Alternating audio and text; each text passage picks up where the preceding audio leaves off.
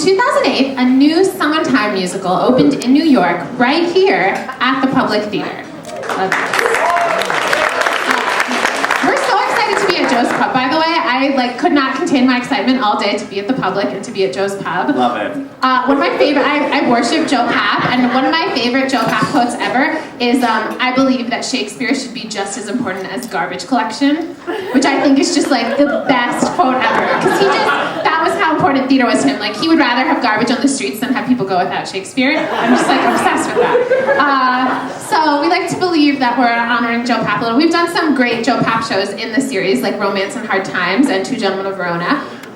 Not tonight, although we are doing this public theater show, so I like to think that we're honoring him a little bit. Every day. Every day. Roadshow had a long road to New York. Sondheim actually started writing a musical about the Meisner brothers in 1952 when he was 22 years old. Then he learned that Irving Berlin was also working on a Meisner brothers musical and that David Merrick held the rights, so Sondheim dropped it. He didn't end up returning to the idea until over 40 years later. That is some of what happened next. The show. Sorry, Sondheim, that wasn't meant to be. I like to think that looks like a board game or a breakfast cereal. Bounce. By Parker Brothers. I lost my spot. Okay, so it went through 4 titles. Gold, Wise Guys, Bounce, and Roadshow. And it went through directors from Sam Mendes to Hal Prince to Eric Schaefer to John Doyle, as well as Meisner brothers from Nathan Lane and Victor Garber to finally Michael Cerveris and Alexander Gemignani. The show had a pre-Broadway workshop at the New York Theater Workshop in 1999, but didn't make it back to NYC for another 9 years. The show attempted to tell the entire story of Wilson and Addison Meisner's lives and was filled with much information. According to Brantley, the bulk of Roadshow is extended expository musical numbers that trace the brothers' travels, schemes, and metamorphoses. They essentially iterate, and then they did this. While they're cleverly shaped and staged, they do grow repetitive, and they tend to both shrink and enlarge the brothers in ways that keep us from really truly knowing them, which I think was kind of the point, but...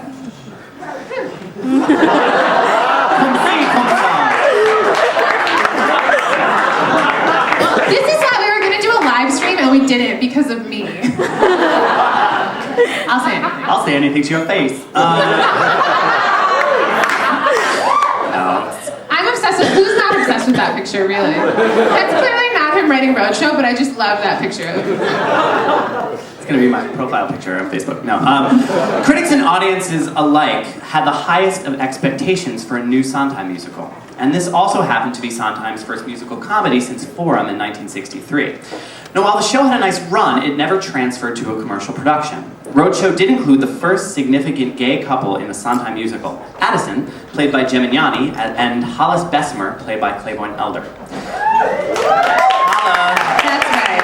The wealthy young Hollis was the key to both Addison's romantic happiness and to the society millionaires who would commission his mansions and lead to his success. In Variety, David Rooney wrote, "Newcomer Claybourne Elder gives the character of Hollis a touching guilelessness and sincerity." And the Village Voice's Michael Feingold praised much of the cast and then said, "Even better is Elder, who turns the befuddled, daydreamy rich kid into a nearly Chekhovian figure." Here to speak about and to sing from Roadshow, Claybourne Elder.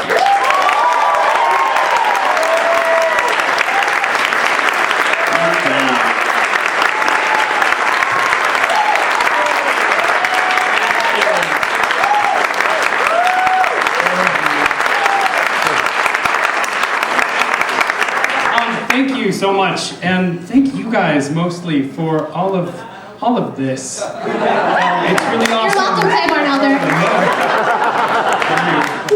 It's so great to be back here at La Publique, like just 50 feet away from where this show happened, which is really strange, which was my first job in New York City. Yeah. So what my story is about is fear. I got cast in the show off the street at a chorus call, which is just about, the public being public, which is amazing, and thought they were joking over and over again until Stephen Sondheim was in the room, and then we started rehearsals, and John Doyle, who was our director, on the first day of rehearsal, the first thing he said to us was, "Embrace the chaos." And if you saw the show, or even the pictures and just the mess that happened during, it was a very chaotically awesome thing to be a part of. And during the rehearsal process, he had bought, or before we had started rehearsals, he had spent months buying antique furniture from all over the world because he was also designing the set. And there was just a big, half of the room was just full of stuff. Awesome stuff, like everything you would want to play with when you were little and weren't allowed to touch. And we would be, rehearsing a scene, and he would say, go find stuff that you feel like belongs in this scene. And we would go drag filing cabinets over, and chairs, and pens, everything, down to little things, and bring them over. And he would and then when we would leave rehearsal, he would kind of compile them into this big wall that ended up being the set. And all of the props and things were inside the filing cabinets and trunks, and his favorite trick, which we hated desperately, was before we would leave rehearsal, and after we would leave, he would lock us all out and go through everything and take everything out and put it in different places. And then we would come to rehearsal the next day, and he would just be like, run the show, go. And there would be long sequences of us digging through piles of crap, trying to find, like vamping while we're trying to sing a song, but trying to find a prop we need. And I got very attached to this swiveling chair, this office chair, and ended up doing most of the show in it, and because I really liked it. It made me less nervous. And so we would like haul it up to the top of the barricade, as it were, at the end of every show, and it would come down during the show. But I started the show sitting. We were all on stage the whole time, and I would start the show sitting in it. And I was incredibly excited, but also scared to do the show. And on the first, I can't remember if it was actually the first preview or the dress rehearsal, my parents were in the audience, and my first line, this big point to anybody who knows this. My first line in the show, if you've read the second Sondheim book, was, which I'm going to say it, remember me, I'm the one that you fucked. And then my second line was, I'm the one that you fucked, again. And if you know anything about me, I'm from Utah. And my parents are very awesome and Mormon. And just for the record, I will say any swear word you want me to now, with comfort and ease. But on that particular performance, or in that particular night, I was really scared, and I sat in my little swivelly chair with my back facing the audience, and I spun around and stood up to say my first line and went, remember me, I'm the one that you fire.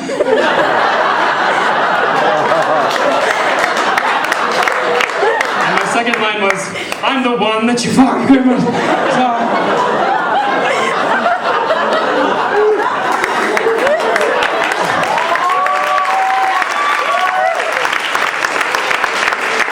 I'm an idiot. And I did not get in very much trouble with the man himself, though he told me to never do that again. But that's my little roadshow story for you. I'm going to sing a song. I sing songs from this show regularly, and this song I've never sung before since I was here doing it on the stage, and I've really only sung it a few times, ever, and since then, because it's very, very dear to my heart, and I just have never found the way to express it again. And since doing that show, I have fallen in love myself and gotten engaged, and thank you, it's very exciting. And I really wanted to, so luckily they said I was going to sing Talent tonight, and then asked them if I could sing this song instead, which is usually a duet. You are the best thing that ever has happened to me. Which we used to call You Are the Best Thing That Probably Almost Never Kind of Almost Could Have Happened to Me. Because it's very long.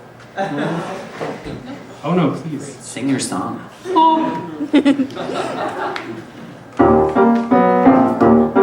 First there's cocktails at the Cosdens, and we've got fish to fry. Then there's dinner at the Dodges, the reception at the Roosevelts, and every party filled with millionaires who want to build the biggest villa since the days of ancient Rome. So what do you say we just stay home?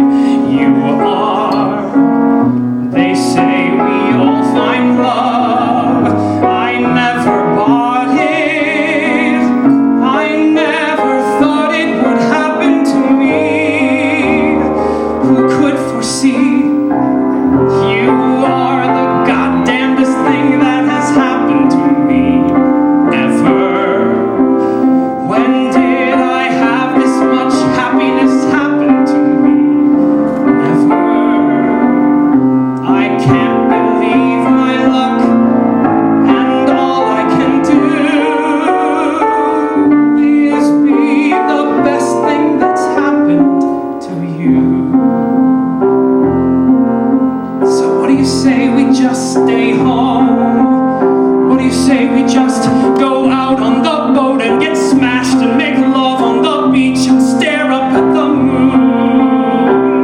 You might just be the best thing that has happened to me so far.